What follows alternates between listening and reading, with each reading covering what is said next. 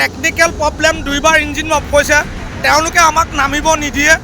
আমি জোৰ জবস্ত নামি আহিছোঁ, তেওঁলোকে জোৰ জবস্ত পঠিয়াব বিচাৰে, আমি নাযাওঁ।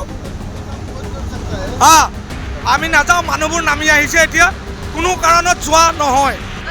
आप खोल दीजिए प्लीज, खोल दीजिए।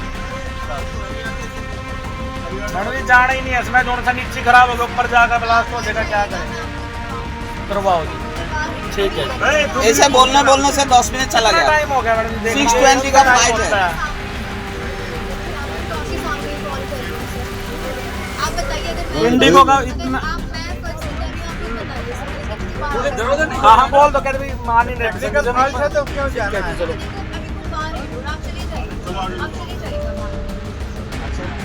है 20 का टाइम है, 6:35 हो गया, 6:20